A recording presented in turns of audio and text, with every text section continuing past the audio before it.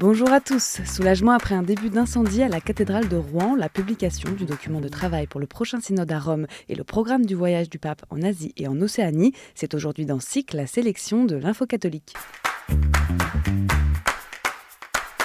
Grande frayeur à Rouen, jeudi midi, après qu'un incendie s'est déclaré au sommet de la cathédrale Notre-Dame. Un épais nuage de fumée s'est dégagé de la flèche, alors en travaux. Après une évacuation rapide de l'édifice, environ 70 pompiers ont été mobilisés sur place pour éteindre le feu au niveau de la plateforme de chantier. En fin d'après-midi, l'incendie était totalement maîtrisé. La structure, faite de fonte et d'acier, n'a pas été touchée et l'intérieur n'a pas été endommagé. Exprimant son soulagement, le diocèse de Rouen a tenu à remercier tous les intervenants pour leur rapidité et leur professionnalisme qui ont permis à la cathédrale de rouvrir ses portes dès ce vendredi.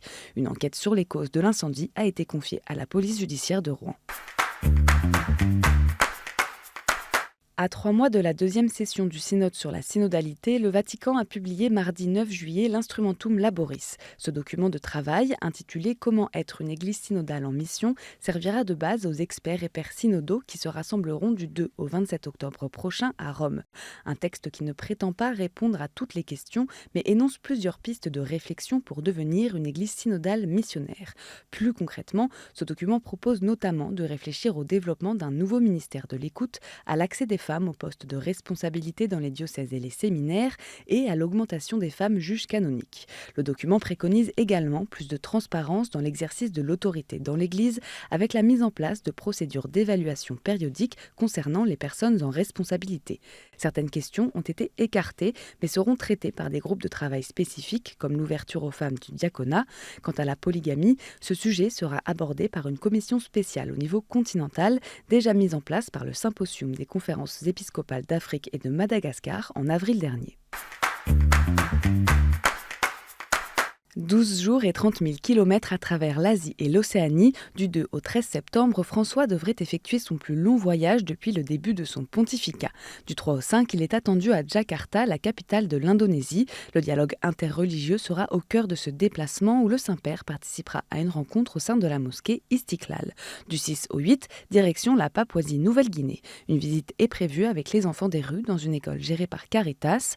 Du 9 au 11 septembre, François poursuit son voyage au Timor orientale où il rencontrera les fidèles de ce pays à majorité catholique. Le voyage se termine à Singapour du 11 au 13 avec à nouveau une dimension interreligieuse, le bouddhisme étant la religion majoritaire. Un voyage à suivre bien sûr sur KTO.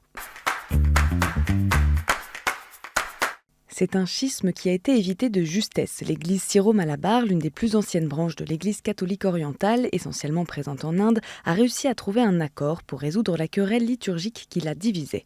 Au cœur des tensions depuis plusieurs années, des centaines de prêtres de l'éparchie d'Ernakulam Angamali qui refusaient de mettre en pratique la réforme liturgique votée par le synode syro-malabar de 1999. Une réforme portant notamment sur la célébration de l'Eucharistie, prévoyant que les prêtres célèbrent la messe en partie face à l'Assemblée, selon le rite latin, et en partie dos à elle, conformément à la tradition chaldéenne de cette église orientale. Alors que ces résistances avaient débouché sur des violences physiques ainsi que sur des rappels à l'ordre du Vatican, le synode syro-malabar a demandé que ce compromis liturgique soit respecté au moins lors des dimanches et des fêtes importantes. Au sein de cette communauté, malgré tout, des questions de fond, d'ordre ecclésiologique et de fidélité à Rome semblent persister. Et en bref, la traditionnelle liste des personnalités qui recevront la Légion d'honneur le 14 juillet prochain a été publiée cette semaine. Parmi les 521 personnes promues, l'évêque d'Arras, Monseigneur Olivier Le Borgne, et l'évêque d'Ajaccio, le cardinal François Boustillot. Le père Yannick Lallemand, ancien aumônier militaire dans la Légion étrangère et déjà décoré de la Légion d'honneur, a quant à lui été élevé à la dignité de grand officier de la Légion d'honneur. En Corse, la nouvelle croix installée sur le mont Incudine, aussi connu sous le nom d'Alcudina, a été bénie mercredi par le cardinal Boustillot. La messe a ensuite été célébrée avec une vue imprenable sur l'île depuis ce sommet situé sur le tracé du GR20.